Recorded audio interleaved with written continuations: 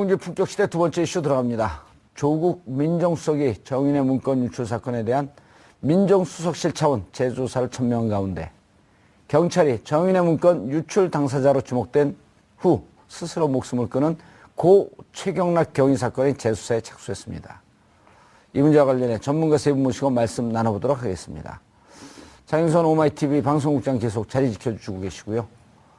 이른바 서초동 저승사자 중에 한 명 이재화 변호사 자리하셨습니다. 예, 안녕하세요. 예. 이재화입니다. 검찰개혁의 쌍칼, 그 중에 한 칼, 이재화 변호사. 한 칼은 또 누구죠? 저는 잘 모르겠습니다. 모르겠어요? 예. 최강의 힘을 발휘한다. 최강이 딱 한테 욱 해갖고 최강 욱. 왜 그 사람 칭찬하는 걸 소인배예요? 저는 항상 어제도 이야기했지만 예. 객관적인 사실에 근거해서 합리적인 논평을 하는 사람입니다. 그런데 왜 뭐 저승사자도 아니고요. 그런데 왜 의뢰인은 감옥에 보내요? 감옥 갈 사람만 보냅니다. 자, 차재원 교수 자리하셨습니다. 예, 안녕하세요. 예, 어제 모 방송에서 그 두 분이 검찰 개혁에 대해서 얘기하니까 사람들이 잘 이해하는데 원래 그 자리에 오시기로 하시지 않았어요? 그래서 제가 법조인이 아니라서 예. 그래서 제가 법조인에게 양보를 해야 될 것 같아서. 그 어제 좋은 방송 나오는데 기여한 거네요? 예, 예. 제가 숨은 공모자 중에 한 사람입니다. 예, 차정철이라고 불러드릴게요. 양정철이 아니라 차정철, 이선우태. 자, 저거 하나만 갖고도 한 1년 동안 방송할 수 있을 것 같아요. 정인의 문건. 그러니까요. 예. 2014년에 처음 그 십상시 파문이 터졌을 때 이 사건 굉장히 수상하다. 예. 그리고 무엇보다 박근혜 전 대통령이 이 사건을 문건 유출로, 그러니까 국기문란으로 딱 규정을 하면서 문건 유출과 관련해서는 아무것도 손도 못 대게 했었던 거고요. 예. 당시에 이제 법무부 장관이 황교안 전 총리이고, 그 다음에 서울중앙지검장이 누굽니까? 김수남 지금 검찰총장인 거죠. 이 두 분이 떨고 있을 거예요. 예.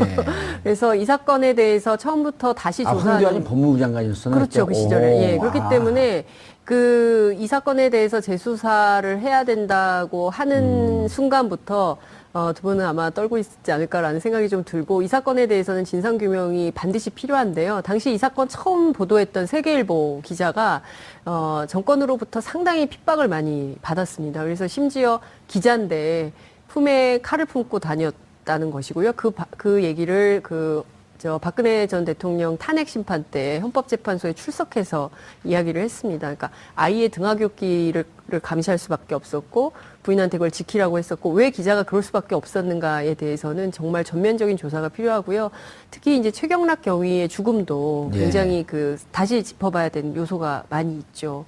그리고 한일 경위도 당시 이제 억울한 얘기가 있었지만 그 부분에 대해서 아직 다 털어놓지 못한 이야기가 있을 텐데 그 부분도 다 조사해서 명명백백하게 밝혀야 된다고 생각합니다. 최경락 경위의 죽음도 의문의 죽음이었는데 자살로 처리가 된 거죠.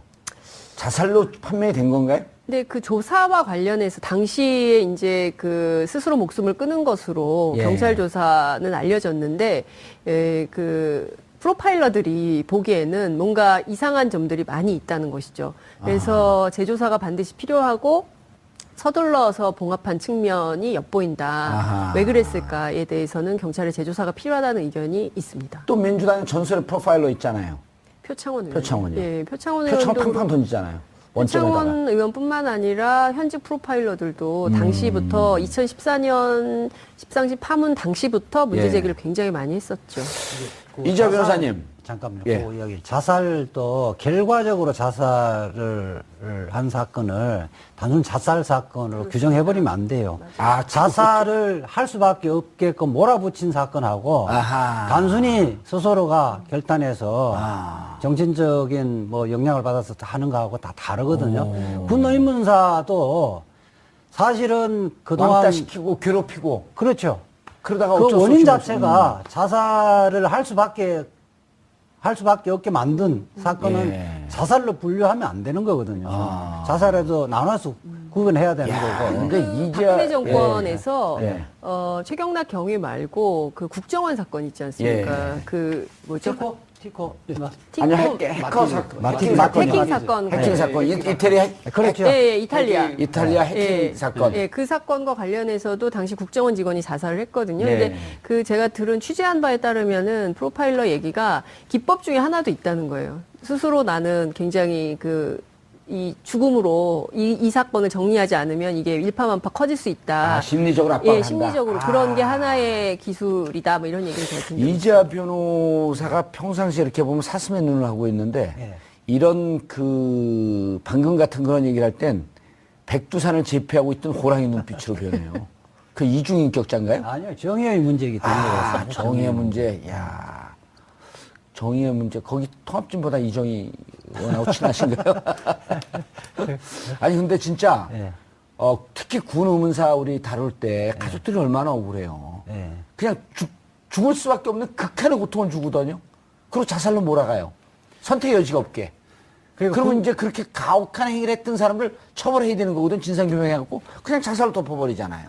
참여정부 때 군의문사 진상조사위원회에서 단순 자살을 공무상 재해로 인정한 경우에서 사실은 복권된 경우가 참 많아요. 예. 근데 이제 그때 당시에는 그 전에 권위주의 정부라든지 김대중 정부까지 예. 그 부분에 보면 현상만 갖고 그냥 자살로 다 덮어버린 거죠. 예. 자, 예. 그래서 정윤의 문건. 예.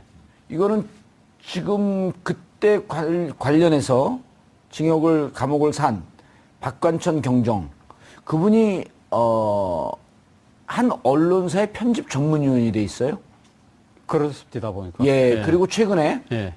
5월 15일자로 이거 재수사에 대해서 글을 썼는데 제가 봤더니 거의 모든 전말을 상세히 아주 소상하게 기억을 하고 있더라고요.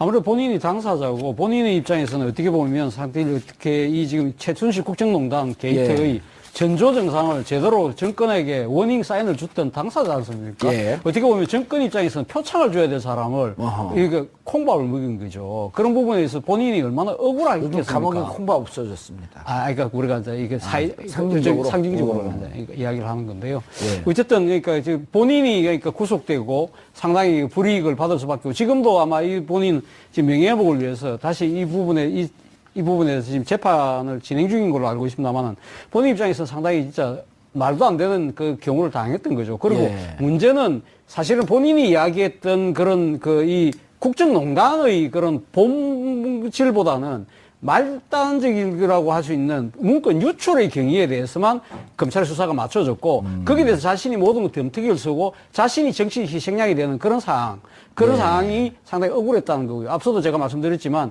문제는 자신이 그 박근혜 정부의 가장 큰 문제점을 자신이 정확하게 찍어서 그 경고 사인을 줬는데 그걸 갖다가 받아들이지 못하고 결국 박근혜 정부가 스스로 파멸될 수밖에 없는 이러한 상황에 대해서 그럼 그걸로 가면 박근혜 정부의 파멸로 끝나는 것이 아니라는 거죠. 예. 문제는 그 본질이 본말이 전도되는 그 과정에 있어서의 그런 권력의 이상한 작용들 그러한 이것을 단죄하지 않고서는 그러한 사건이 또다시 재발될 수밖에 없다는 그런 측면에서도 검찰 개혁이라든지 예. 뭐 이런 적폐청산이라든지 그런 실효탄이 차원에서 되는 거죠. 예, 최 정부가 상당히 들여다봐야 될 부분이 아닌가. 알겠습니다. 이재하 변호사님, 예. 이걸 재조사 지시한 것을 어떻게 받아들여야 되나요? 저는 그렇게 보거든요. 그러니까 박근혜 최순실 국정농단 사건을 국가기관이 제대로 작동했다면 뭐 그 사전에 사전에 그런 미연에 방지를 할 수 있었던 거 아니겠어요? 그러니까 근데 민정수석실에서 사실은 자율적으로 조사하는 부분을 틀어버린 거고요. 그 다음에 검찰이 제대로 수사하는 걸 막았던 거 아니에요. 그렇죠. 그러니까 민정수석의 감찰 기능과 검찰의 수사 기능을 다른 그 방향으로 틀어버린 거거든요. 그렇기 때문에 민정수석이 무엇을 해야 하는 자리인가, 검찰이 무엇을 해야 하는 자리인가를 제자리 찾게 하기 위해서는 이것이 필요한 거죠. 예. 그때 당시에 그러면 문제가 있으면 예. 문제가 있는 기관을 개혁을 해야 되는 거죠. 그래서 지금 문재인 대통령은 그 첫 출발이 이 박근혜 최순실 게이트 첫 출발은 지금 말하자면 이 정윤의 문건 유출 사건을 들여다볼 수밖에 없다. 예. 저는 그 끝은 얼마 전에 밝혀진 돈봉투 만찬 사건. 그 시점부터 2014년 11월부터 2017년 4월 17일까지의 사건이 한 세트라는 거예요. 그거를 밝혀보면 4월 21일인데. 예, 4월 20일에 예. 그걸 하면 청와대 민정수석실과 청와대 권력기관과 검찰의 수뇌부가 어떻게 짬짬이 하면서 대한민국을 망가뜨리는 예. 것이 적나라하게 드러난다는 거예요. 우리는 개혁은 사태 진상을 파악한 이후에 무엇을 고쳐야 그렇죠. 될 진상규명이 것인가를 제일 진단한 먼저인 이후에 거죠. 고쳐야 되잖아요. 예. 그냥 개혁해야 된다 하면 멀쩡한 사람들 왜 수술해 이렇게 이야기할 거라는 거예요. 예. 장 기자님, 네. 취재 현장에 계시면서 네. 저는 정윤회 사건, 정윤회 문건 사건이 어찌 보면 이게 상당히 큰 사건이고 파도 끝이 없을 거라고 봐요. 왜냐하면 그때 당시에 이게 이제 문건 유출, 국가기밀 유출은 특수 2부로 넘어갔고, 그 다음에 이제 국정농단은 형사 1부로 넘어갔는데, 네. 형사 1부는 사건을 죽여버리고, 네. 그리고 특수 2부 기밀 유출. 그런데 그때 그 담당했던 부장, 그러니까 정수봉 부장과 임관혁 부장이 이거 문고리 3인방과 정윤의 관계를 조사해야 된다. 근데 그냥 조사 안 하고 덮었단 말이에요. 예. 그때 이걸 지휘하고 수사 지휘를 하고 있었던 사람이 김수남 중앙지검장. 그렇죠. 그리고 엄청난 범죄 행위를 한 거 아니에요? 만약에 사실이라고 한다면? 저는 그 사실 여부에 따라서 예. 형사처벌 가능성도 열려 있다고 생각을 합니다. 그렇지 않습니까? 그러니까 수사를 지시하고 책임지라고 해야 되는데 그 수사를 덮었다.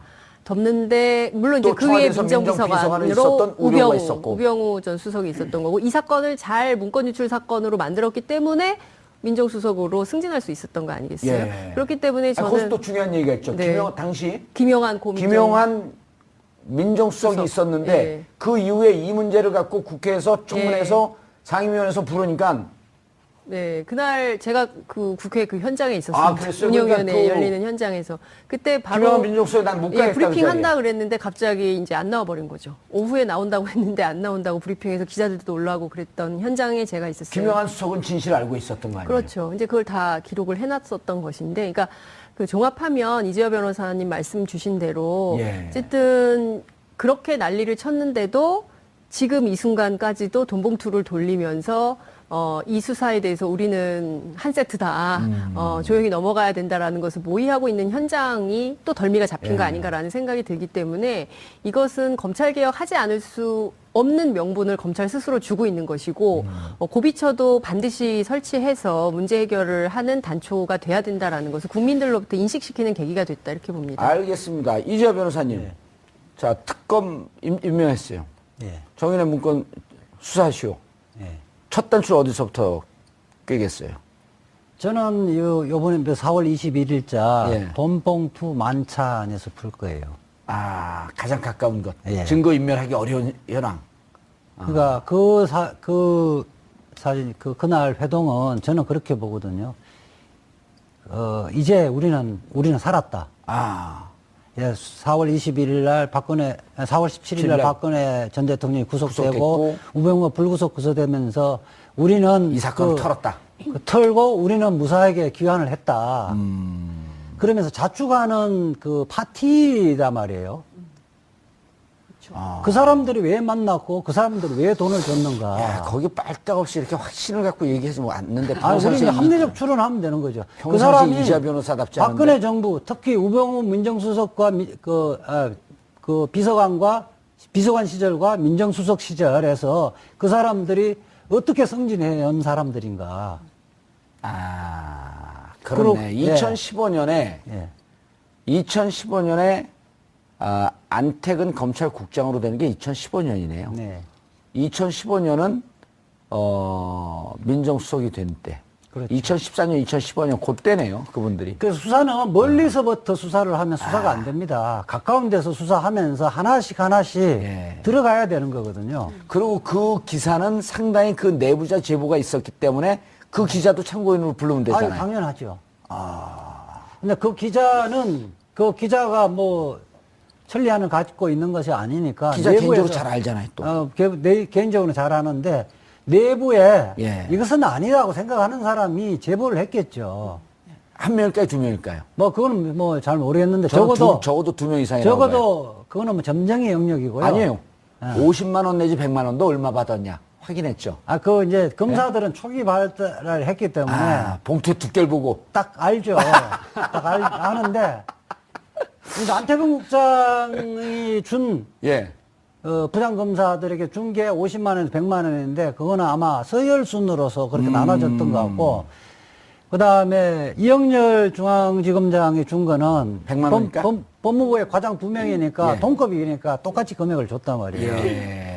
적어도 그리고 또 두 명은 좀 싸니까 그냥 100만 원씩 줘도 되고 6명 줘야 되니까 50만 원도 주는 뭐 거야. 하여튼 그거는 뭐 내가 볼 때는 중요한 것 같지는 않고요. 어쨌든 지금 MC를 무시하는 거예요? 때로는 무시해도 될 것 같은데 어쨌든 그 자체가 예. 그 자체가 아주 사실은 뭐 정상적인 검사나 법무부 직원이면 있을 수 없는 자리거든요. 근데 다 또 총 에이스들 아니에요? 정치검찰로서 에이스들이야.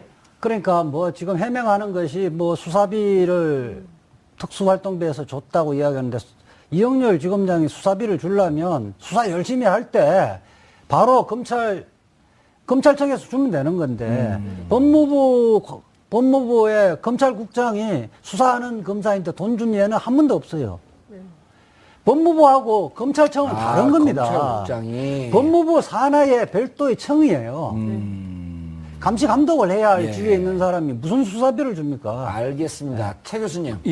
제가 조금 더 역으로 이야기를 했을 때 이영렬 감 중앙지검장은 그러면 지금 법무부의 과장들 검찰 과장한테 가면 돈을 줬거든요. 물론 그 다음날 돌려줬다고 하지만 그럼 그것도 옳은 거냐? 그것도 말이 안 되는 거죠. 사실은 앞서 말씀하셨지만 법무부가 감독하는 감청이 쉽게 말하면 검찰청 아닙니까? 예. 그러면 지금 이영렬 중앙지검장은 준 이유가 검찰의 선배로서 줬다. 예. 근데 그것이 지금 본인들은 지금 다 공직을 맡고 있는 분들이에요. 공직인 자리인 예. 거죠. 그리고 특수활동비를 갖고 지금 준 거라고 지금 이야기를 한다면 예. 그러면 이 지금 사적인 관계가 아니라는 우리가 거죠. 최 교수님 또 합리적 추론의 달인 아니에요. 예. 그런데 그 자리에서 적절하지 않은 돈이면 그 자리에서 지검장님 감사의 뜻만 받겠습니다 하고 돌려주거든요. 근데 왜 그 다음날 돌려줬을까요?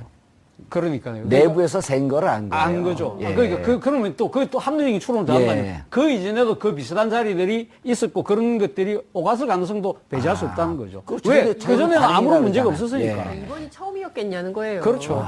예, 저는 그동안 관행적으로 이런 일이 있었을 수 있고, 그리고 저는 이해가 안 되는 게 법인카드 다 있지 않습니까? 수사비를 술자리에서 개별적으로 현찰로 나눠준다는 게 있을 수가 없죠. 공적 업무에 요구되는 법인카드로 다 건데. 쓰면 되는데, 그렇죠. 진짜. 기자들은 취재비, 물론 이제 오마이뉴스처럼 열악한 회사는 아니지만 법인카드를 주거든요. 기자들 예. 취재비도. 근데 이제 이거를 뭐 술자리에서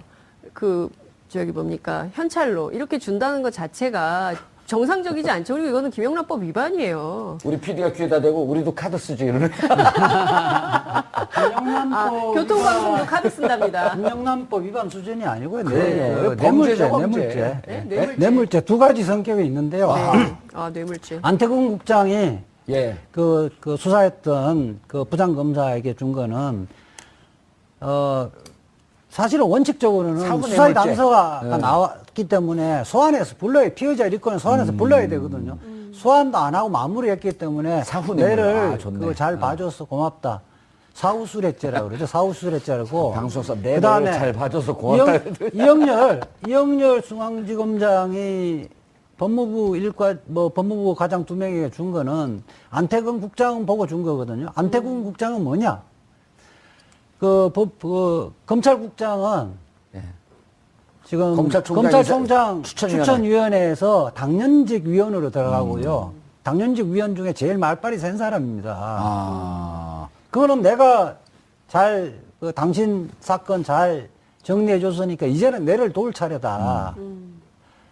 이러면서 앞으로 잘 봐달라고 돈을 준 그 뇌물을 제공한 거의 성격이 있어서 사전 수뢰죄의 성격이 강하다는 거예요. 알겠습니다. 최 교수님, 근데 정인의 문건에서 오다가 이제 정인의 문건의 수사 단초를 어디서부터 첫 단초를 어디서 깨겠냐. 그럼 당장 눈앞에 예. 있었던 불과 이제 한 달도 네. 안 됐죠 아직. 네. 거기서부터 따끈따끈한 것부터 수사가 들어가야 된다.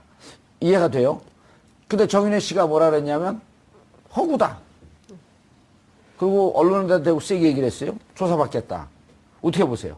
본인 입장에서는 본인이 그러니까 국정농단의 실세가 비선이 아니고 예. 자신의 전처였던 최순실 씨가 비선이라는 건 세상 사람이 다 아는 것이 아니냐. 그렇기 때문에 자기는 그때 당시는 나는 이 소위 말해서 그 무슨 강남에 있는 중식당에서 십상시들하고 만났다는 그 내용 아닙니까? 예. 그래서 나는 그 부분은 아니다. 그게 자신이 있다는 거죠. 자신이 비선 실세라니도 비선 두 번째 실세. 그러니까요. 예. 그 정도는 될지 몰라도 내가 그때 당시 이거 국정을 농단하면서 뭐 이권을 챙기고 그런 상황은 아니었다. 그렇기 때문에 그 부분에 대해서 나는 언제든지 조사받을 수 있다는 자신감을 표현한 거라고 봅니다만은. 예. 그러나 모르겠습니다. 실제 수사를 해보면 정윤회 씨도 뭐 지금 뭐 여러 가지 또 보도해 보면 여러 가지 이권에 개입했다는 이야기들도 흘러나오고 있기 때문에 예. 과연 그런지 안 그런지는 파봐야 되는 거고요. 일단 지금 드러난 정황으로 봤을 때는 자신이 이렇게 당당하게 이야기할 수 있는 거죠. 근데 문제는 저는 지금 방금 수사 말씀들 하셨는데 과연 이 수사를 누가 할 거냐는 겁니다. 아까 우리 앵커께서 말씀하신 특검 이야기 하셨잖아요. 예. 그럼 특검 하려면 특검법을 발의하고 국회 통과돼야 되잖아요. 그게 가능할 수 있겠습니까?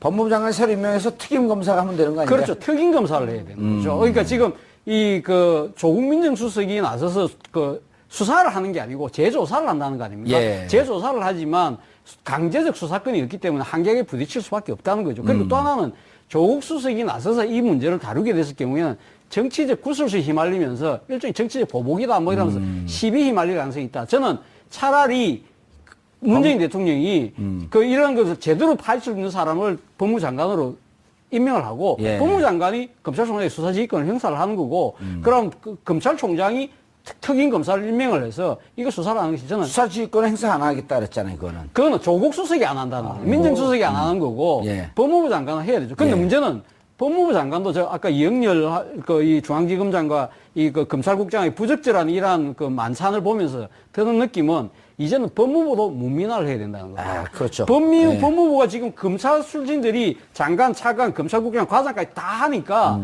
끼리끼리 하는 거예요. 그래서 이 문제를 알겠습니다. 빨리 시정해야 돼요. 예. 문재인 대통령이 그 좀 들여다보자는 취지로 말씀하신 것은 바로 수사를 하라고 지시한 건 아니고요. 예. 이 정윤회 문건 처리 과정에서 어떻게 됐는가에 스크린을 좀 해보라. 경과를 알아야 될 거 아니에요, 일단. 그렇게 해서 이것이 범죄 수준에 이르렀으면 수사 의뢰를 하는 거고 예. 범죄 수준에는 이르지 않았지만은 부적절한 처신이라고 하면 징계를 개시하면 되는 거거든요. 그러니까 기본적으로 조국 민정수석에게 지시한 것은 원래 민정수석이 감찰 기능을 갖고 있는 거예요. 그거는 적법한 범위 내지 뭐 3시간 전에 뭐 수사 지시 안 한다고 해서 번복한 것이 아니냐는 언론의 일부 지적이 있는데 그건 틀린 지적이에요. 저는 감찰만 하더라도 상당히 많은 사실관계가 확인될 수 있을 것 같고요. 감찰의 결과 말씀 주신 대로 실제로 이것은 형사사건으로 수사를 반드시 해야 된다. 저는 이 사건이 결국에는 이제 돈봉투 만찬 사건이 단초로 돼서 뭐 정윤회의 사건까지 혹은 또 경우에 따라서는 검찰 내부의 이 불미스러운 여러 가지 것까지 다 꺼내서 수사가 가능할 수도 있다고 좀 생각을 하거든요. 예. 그래서 감찰을 시작하는 것만으로도 상당히 많은 사실을 드러낼 수 있는 기회가 될 수 있다. 저희가 지난해 10월 말 이후에 네. 탄핵 3월 9일인가요? 3월 9일이죠. 탄핵일이요? 예, 탄핵이 가결된 게 탄핵 결정된 탄핵 예, 결정 3월 9일인가요? 3월 9일 이죠. 기억이 가물. 예. 3월 10일? 예? 3월 10일인가요? 예. 5월 9일이 대통령 선거예요. 예, 그런데 5월 그때 이제 우리가 방송을 장장 3, 4개월 동안 하면서 국정농단의 문제, 최순실 문제, 그다음 헌재 문제, 특검의 문제 이런 얘기를 하면서 이거 조사해야 됩니다, 이거 조사해야 됩니다라고 할 때 그때는 대답 없는 공허한 메아리처럼 느꼈거든요. 근데 이제 오늘 방송을 하면서 이런 등등의 내용은 이제는 현실화될 수 있다라고 하는 완전히 180도 달라진 입장이 됐어요. 그렇죠. 세상이 바뀐 거예요? 사람들이 그런 얘기 많이 해요. 대통령이 바뀌니까 세상이 바뀐 기분이다. 예. 5월, 대한민국을 5월 9일 이전과 이후로 나눌 수 있을 것 같다. 이런 얘기를 많이 하죠. 저는 상당히 세상이 달라졌다고 사람들이 직감하고 있다고 생각합니다. 공기만 마셔도 배부르다. 그렇진 않고요. 대통령 교체가 사실은 최초인 게 이제 수평적 정권인데 김대중 대통령이 된 시절은 IMF 그렇죠. 시절이어서 너무 힘들었죠. 실감을 못했어요. 그리고 개혁을 바로 착수한 것이 아니라 IMF에 대한 수습부터 했기 때문에 실감을 못했었는데 그다음에 김대중 정부에서 노무현 정부로 오면서는 실질적으로는 질적 차이는 별로 없었잖아요. 예. 그러다가 그럼 너무 험난하게 됐어요. 2004년 대통령, 2002년 대통령. 예. 예, 그리고 그때 당시에는 말하자면 참여정부의 진가를 모르다가 이명박 박근혜 정부 9년 동안 워낙 세상을 비상식적으로 말하자면 통치 행위를 하고 어떤 행정작용을 하고 하다 보니까 문재인 그 대통령이 지금 하는 것은 가장 오히려 정상이죠, 그냥. 교과서적으로 예. 하는 건데 워낙 그전에 비정상적으로 했기 때문에 이런 것 같아요. 그 김대중 노무현 대통령 정부 때는 이 포장된 도로를 달렸거든요, 차가. 네, 네. 대한민국이라고 하는 차가 포장된 도로를 달렸는데, 이명박근혜 정권에 들어 포장된 도로 달리니까 이게 별로 소중한지 몰랐던 거예요. 근데 지난 9년 동안 비포장 도로, 그것도 진짜 울퉁불퉁한 데를 달리다가 이제 다시 포장된 도로로 올라온 거예요. 그러니까, 야, 포장된 도로가 이렇게 좋았었구나. 그렇죠. 그런 느낌인 거죠. 네. 자, 그런데 이제 우리는 무슨 이렇게 만답을 하는 사람들이 아니고. 이 부분에 대해서 최경락 경위 얘기를 좀 해야 돼요. 아, 그렇죠. 예. 그러니까 최경락 경위가 이제 유서에 예.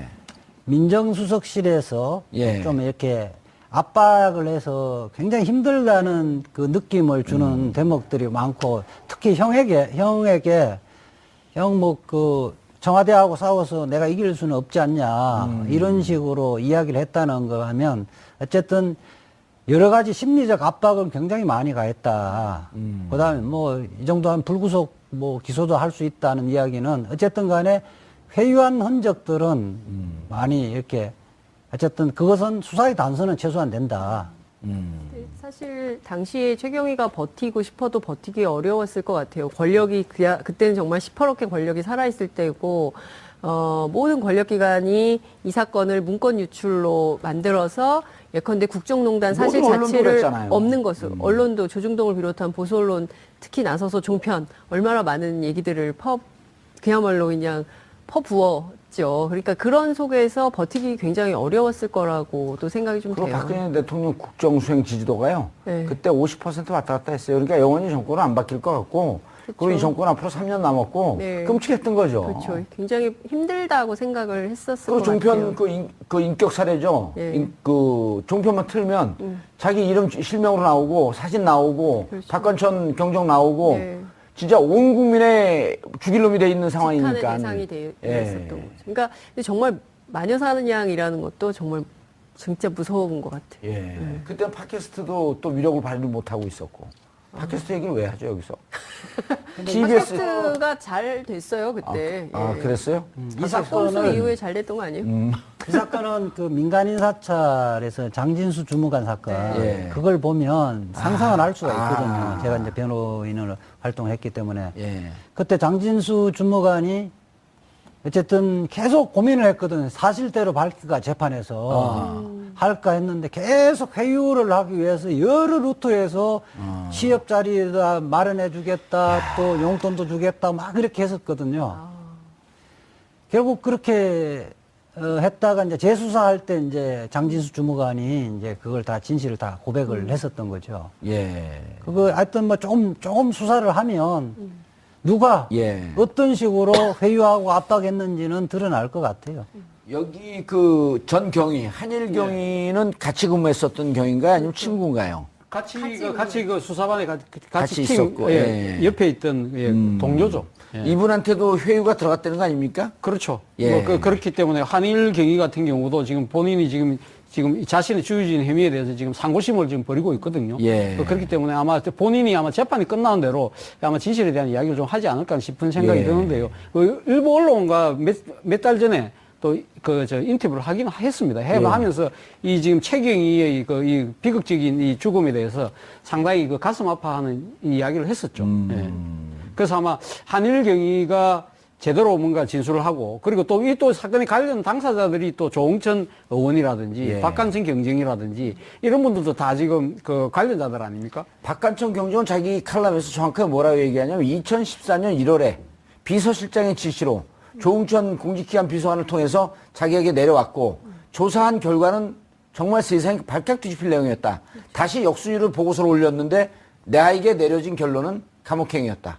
그렇죠. 그게 바로 억울하다는 거죠. 본인이. 아니 지금 이 내용을 네. 지금 3년이 지난 감옥까지 다 살고 왔는데 만약 거짓말을 한다면 지금 거짓말 할 이유가 없잖아요. 그렇죠. 할 이유가 없죠. 그렇기 때문에 본인 입장에서는 자신의, 그러니까 지금 이제 사실 어떻게 억울함을 예. 뒤엎어선 것도 있지만, 문제는 앞서도 제가 이야기했지만 그러한 상황이 벌어질 수 있는 그런 그때 당시의 권력 구조, 예. 이 부분에 무엇이 잘못됐는지를 밝혀내는 것이 더 중요한 것 아니겠습니까? 그렇다고 한다면 박관영 경영을 비롯해서 조홍천 의원도 필요하다면 저는 뭐 정원에 나서야 되는 것이 아닌가 하는 생각입니다. 이재 변호사한테 여쭙겠는데요.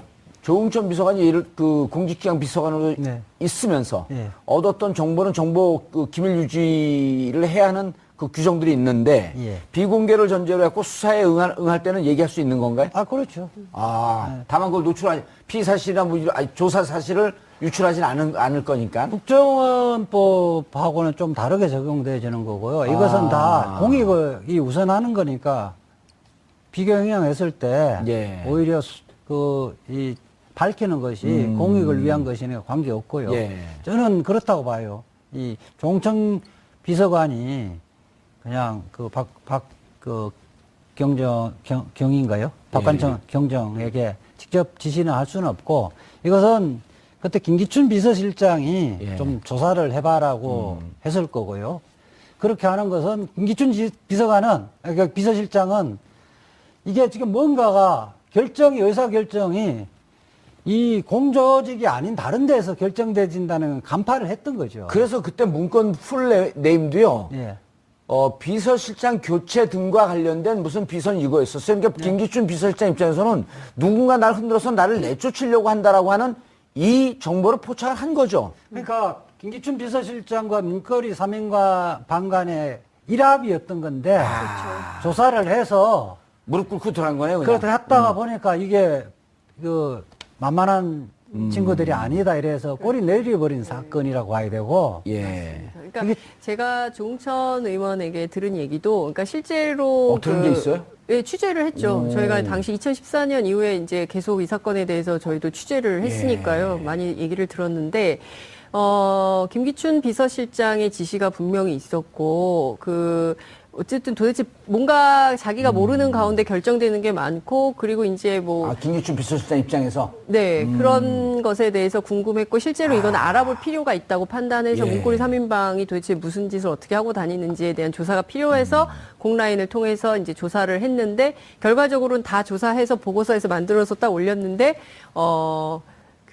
김기춘 비서실장이 덮은 거죠. 예. 너무 세니까. 그러니까. 김기춘 비서관이 왜 덮겠습니까? 본인의 지금 거취와 관련돼서 여러 가지 이야기들이 나오고 거기에 대해서 알아보라고 한 거 아닙니까? 예. 근데 본인 이야기만 있는 것이 아니라 보니까 영린을 건드리는 내용이 있다는 거죠. 박근혜 대통령과 직결되는, 쉽게 말해서 비선 실세가 있다. 잘못하면 자기하고 박근혜 대통령하고 박근혜하고 맞짱 붙는, 그러니까 말 그대로 영린을 건드려야 되는 그런 상황이 되는 거죠. 그리고 실질적으로 영린을 건드린 꼴이 된 거고요. 예. 그렇기 때문에 박근혜 대통령이 이 부분에 대해서 문건 유시를 강하게 지금 수사를 하라고 지시를 한 거 아닙니까? 예. 그런 부분들이 그러니까 세계일보를 통해서 터져 놓으니까, 그러니까 결국은 김기춘 비서실장 입장에서는 자신을 보호하기 위해서라도 대통령의 지시에 모든 걸 다 바짝 엎드려서 따라갈 수밖에 없었다는 거죠. 이재 변호사님, 정조대왕께 신하가 묻습니다. 정치란 무엇입니까?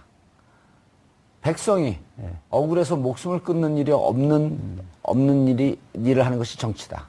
지금 최경희 억울해서 목숨을 끊었잖아요. 그렇죠. 그리고 끊고 나서 가족들이 억울해하고 저 사건을 바라보는 국민들은 너무나 억울해하고 있고 이걸 바로잡는 게 정치 아닌가요?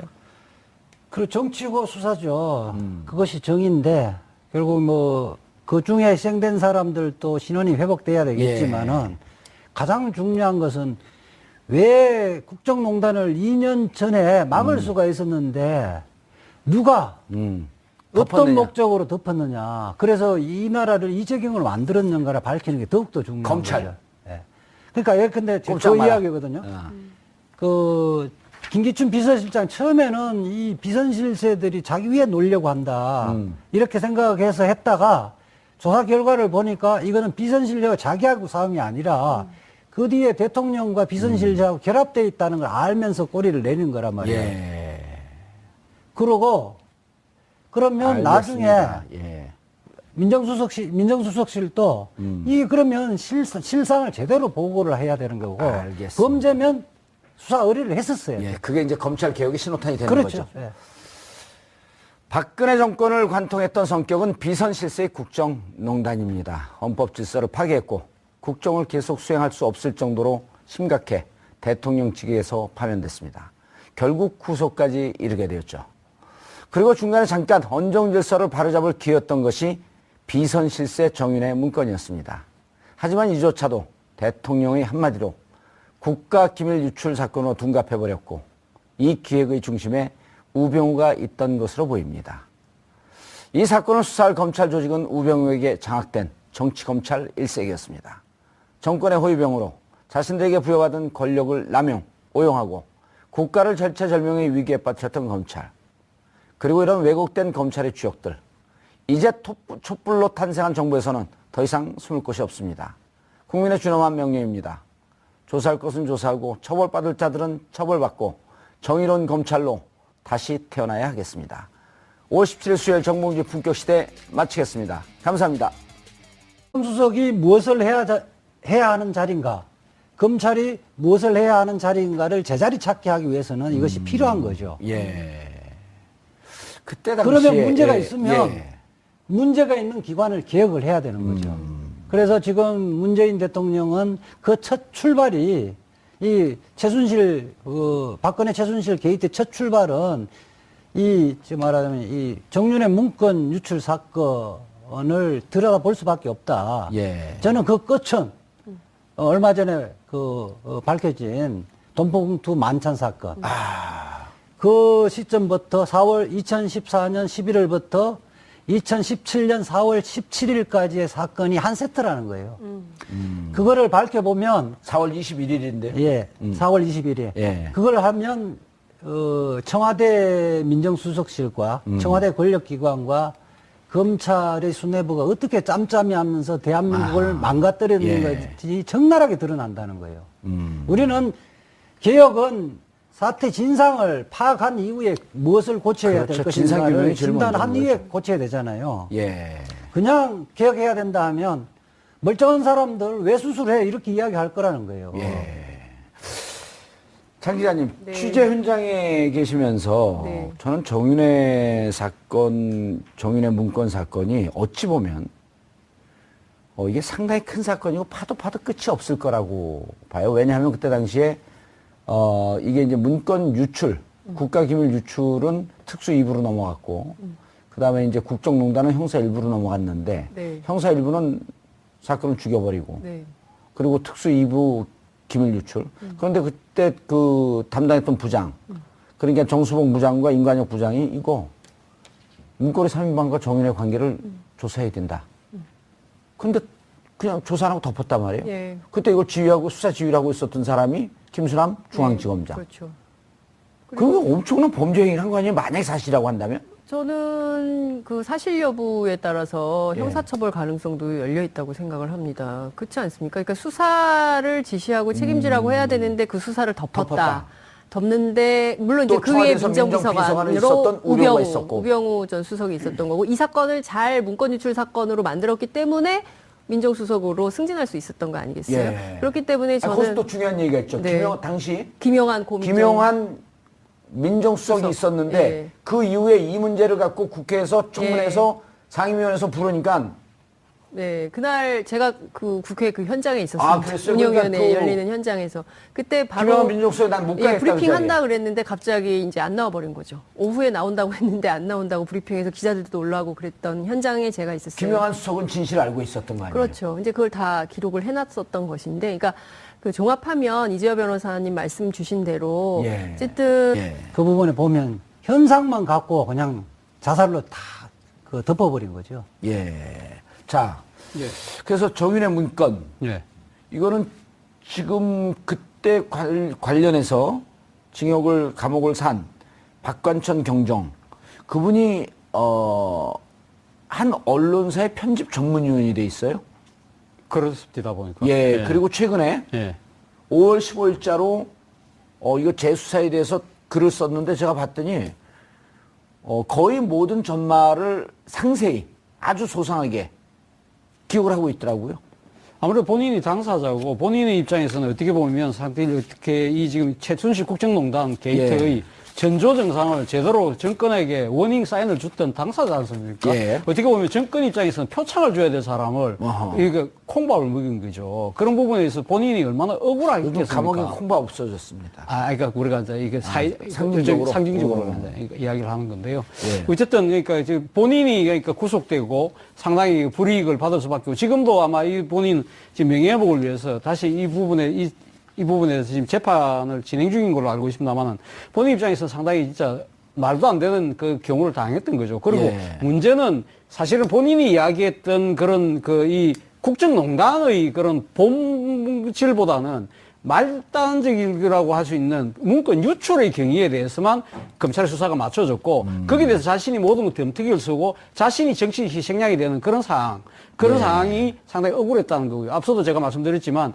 문제는 자신이 이 그 박근혜 정부의 가장 큰 문제점을 자신이 정확하게 찍어서 그 경고 사인을 줬는데 그걸 갖다가 받아들이지 못하고 결국 박근혜 정부가 스스로 파멸될 수밖에 없는 이러한 상황에 대해서 그럼 그걸로 가면 박근혜 정부의 파멸은 끝나는 것이 아니라는 거죠. 예. 문제는 그 본말이 전도되는 그 과정에 있어서의 그런 권력의 이상한 작용들 그러한 이것을 단죄하지 않고서는 그러한 사건이 또다시 재발될 수밖에 없다는 그런 측면에서도 검찰 개혁이라든지 예. 뭐 이런 적폐청산이라든지 그런 시원탄이 차원에서 되는 거죠. 예, 최 정부가 상당히 들여다봐야 될 부분이 아닌가. 알겠습니다. 이재 변호사님, 예. 이걸 재조사 지시한 것을 어떻게 받아들여야 되나요? 저는 그렇게 보거든요. 그러니까 박근혜 최순실 국정농단 사건을 국가기관이 제대로 작동했다면 뭐 그 사전에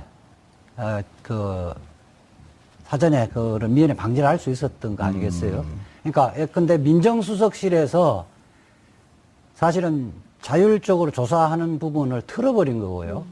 그 다음에 검찰이 제대로 수사하는 걸 막았던 거 아니에요. 그렇죠. 그러니까 민정수석의 감찰 기능과 검찰의 수사 기능을 다른 그 방향으로 틀어버린 거거든요. 그렇기 때문에 민정공제 품격 시대 두 번째 이슈 들어갑니다. 조국 민정수석이 정인의 문건 유출 사건에 대한 민정수석실 차원 재조사를 천명한 가운데 경찰이 정인의 문건 유출 당사자로 지목된 후 스스로 목숨을 끊은 고 최경락 경위 사건의 재수사에 착수했습니다. 이 문제와 관련해 전문가 세 분 모시고 말씀 나눠보도록 하겠습니다. 장윤선 오마이TV 방송국장 계속 자리 지켜주고 계시고요. 이른바 서초동 저승사자 중에 한 명 이재화 변호사 자리하셨습니다. 예, 안녕하세요. 예. 이재화입니다. 검찰 개혁의 쌍칼 그 중에 한 칼 이재화 변호사 한 칼은 또 누구죠? 저는 잘 모르겠습니다. 모르겠어요. 예. 최강의 힘을 발휘한다. 최강이 딱 한테 욱 해갖고 최강 욱. 왜 그 사람 칭찬하는 걸 소인배예요? 저는 항상 어제도 이야기했지만 예. 객관적인 사실에 근거해서 합리적인 논평을 하는 사람입니다. 그런데 왜 뭐 저승사자도 아니고요. 그런데 왜 의뢰인은 감옥에 보내요? 감옥 갈 사람만 보냅니다. 자, 차재원 교수 자리하셨습니다. 안녕하세요. 예, 어제 모 방송에서 그 두 분이 검찰 개혁에 대해서 얘기하니까 사람들이 잘 이해하는데 원래 그 자리에 오시기로 하시지 않았어요? 그래서 제가 법조인이 아니라서 예. 그래서 제가 법조인에게 양보를 해야 될 것 같아요. 그 어제 좋은 방송 나오는데 기여한 거네요. 예, 예. 제가 숨은 공모자 중에 한 사람입니다. 예, 차정철이라고 불러드릴게요. 양정철이 아니라 차정철, 이선우태. 자, 저거 하나만 갖고도 한 1년 동안 방송할 수 있을 것 같아요. 정인의 문건. 그러니까요. 예. 2014년에 처음 그 십상시 파문이 터졌을 때 이 사건 굉장히 수상하다. 예. 그리고 무엇보다 박근혜 전 대통령이 이 사건을 문건 유출로, 그러니까 국기문란으로 딱 규정을 하면서 문건 유출과 관련해서는 아무것도 손도 못 대게 했었던 거고요. 예. 당시에 이제 법무부 장관이 황교안 전 총리이고, 그 다음에 서울중앙지검장이 누굽니까? 김수남 지금 검찰총장인 거죠. 이 두 분이 떨고 있을 거예요. 예. 그래서 이 사건에 대해서 처음부터 다시 조사하는. 황교안이 법무부 장관이었었나? 그렇죠, 그 시절에. 예, 그렇기 때문에 이 사건에 대해서 재수사를 해야 된다고 하는 순간부터 두 분은 아마 떨고 있지 않을까라는 생각이 좀 들고, 이 사건에 대해서는 진상규명이 반드시 필요한데요. 당시 이 사건 처음 보도했던 세계일보 기자가 정권으로부터 상당히 핍박을 많이 받았습니다. 그래서 심지어 기자인데 품에 칼을 품고 다녔다는 것이고요. 그 얘기를 박근혜 전 대통령 탄핵 심판 때 헌법재판소에 출석해서 이야기를 했습니다. 그러니까 아이의 등하굣길을 감시할 수밖에 없었고, 부인한테 그걸 지키라고 했었고, 왜 기자가 그럴 수밖에 없었는가에 대해서는 정말 전면적인 조사가 필요하고요. 특히 이제 최경락 경위의 죽음도 예. 굉장히 다시 짚어봐야 되는 요소가 많이 있죠.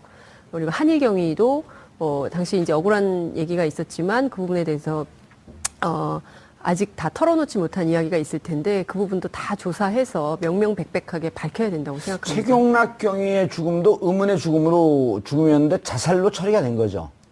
자살로 판명이 된 건가요? 근데 그 조사와 관련해서 당시에 이제 스스로 목숨을 끊은 것으로 예. 경찰 조사는 알려졌는데, 프로파일러들이 보기에는 뭔가 이상한 점들이 많이 있다는 것이죠. 그래서 재조사가 반드시 필요하고, 서둘러서 봉합한 측면이 엿보인다. 아하. 왜 그랬을까에 대해서는 경찰의 재조사가 필요하다는 의견이 있습니다. 또 민주당의 전설의 프로파일러 있잖아요.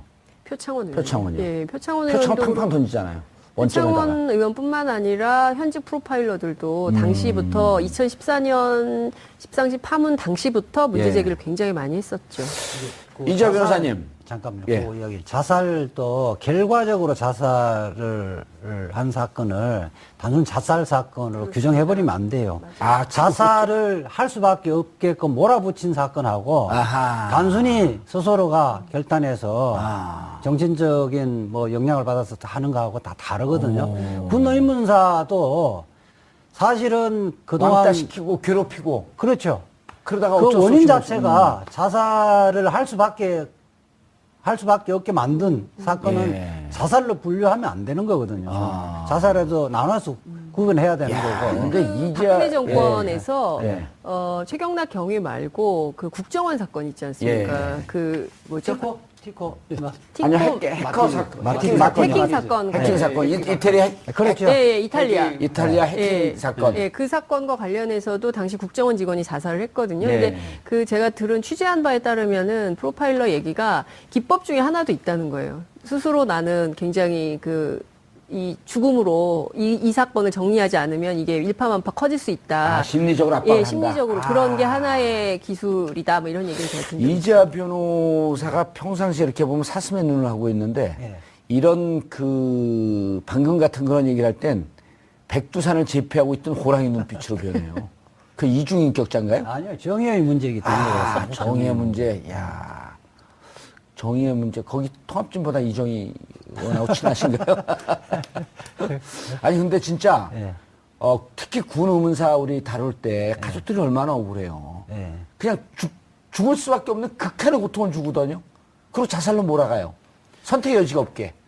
그러면 이제 그렇게 가혹한 행위를 했던 사람들 처벌해야 되는 거거든. 진상규명해갖고 그냥 자살로 덮어버리잖아요. 참여정부 때 군의문사 진상조사위원회에서 단순 자살을 공무상 재해로 인정한 그래서 사실은 복권된 경우가 참 많아요. 예. 근데 이제 그때 당시에는 그 전에 권위주의 정부라든지 김대중 정부까지 그렇게 난리를 쳤는데도 지금 이 순간까지도 돈봉투를 돌리면서 이 수사에 대해서 우리는 한 세트다. 조용히 넘어가야 된다라는 것을 모의하고 있는 현장이 또 덜미가 잡힌 거 아닌가라는 생각이 들기 때문에 이것은 검찰개혁 하지 않을 수 없는 명분을 검찰 스스로 주고 있는 것이고 고비처도 반드시 설치해서 문제 해결을 하는 단초가 돼야 된다라는 것을 국민들로부터 인식시키는 계기가 됐다 이렇게 봅니다. 알겠습니다. 이재하 변호사님. 자, 특검 임명했어요. 예. 정인의 문건 수사시오. 예. 첫 단추 어디서부터 꿰겠어요? 저는 요번에 4월 21일자 예. 돈봉투 만찬에서 풀 거예요. 아, 가장 가까운 것. 예. 증거 인멸하기 어려운 현황. 그러니까 그날 회동은 저는 그렇게 보거든요. 이제 우리는 살았다. 아, 예, 4월 21일 날 4월 17일 날 박근혜 전 대통령이 구속되고 구속됐고, 우병우 불구속 구속되면서 우리는 이 사건을 털었다. 털고 우리는 무사하게 귀환을 했다. 그러면서 자축하는 그 파티란 말이에요. 아. 그 사람들이 왜 만났고 그 사람들이 왜 돈을 줬는가. 야, 거기 빨딱없이 이렇게 확신을 갖고 얘기해서 뭐 않는데 우리는 합리적 추론하면 되는 거죠. 그 평상시 사람이 이자 변호사답지 않은데. 박근혜 정부, 특히 우병우 민정수석과 그 비서관 시절과 민정수석 시절에서 그 사람들이 어떻게 승진해 온 사람들인가. 아, 그렇네. 예. 2015년에 예. 2015년에 안택은 검찰국장으로 되는 게 2015년이네요. 네. 2015년은 민정수석이 된 때. 그렇죠. 2014년, 2015년 그때네요. 그분들이. 그래서 수사는 멀리서부터 수사를 하면 수사가 안 됩니다. 가까운 데서 수사하면서 하나씩 예. 들어가야 되는 거거든요. 그리고 그 기사는 상당히 그 내부자 제보가 있었기 때문에 그 기자도 참고인으로 부르면 되잖아요. 당연하죠. 근데 그 기자가 뭐 천리안을 갖고 있는 것이 아니니까 기자 개인적으로 잘 알잖아요, 또. 개인적으로 잘 아는데 내부에 예. 이것은 아니라고 생각하는 사람이 제보를 했겠죠. 한 명일까요, 두 명일까요? 뭐 그건 뭐 잘 모르겠는데 저는 적어도 두 명 이상이라고 봐요. 적어도 그거는 뭐 점쟁의 영역이고요. 아니에요. 예. 50만 원 내지 100만 원도 얼마 받았냐 확인했죠. 그 이제 검사들은 초기 발달을 했기 때문에 봉투 두께를 보고. 딱 알죠. 아는데 이제 안태근 국장이 준 예. 부장검사들에게 준 게 50만 원에서 100만 원인데 그거는 아마 서열순으로서 그렇게 나눠졌던 것 같고 그 다음에 이영렬 중앙지검장이 준 거는 100만 원입니까? 법무부의 과장 2명이니까 예. 동급이니까 똑같이 금액을 줬단 말이에요. 예. 적어도 그리고 또 두 명은 좀 싸니까 그냥 100만 원씩 줘도 되고 6명 줘야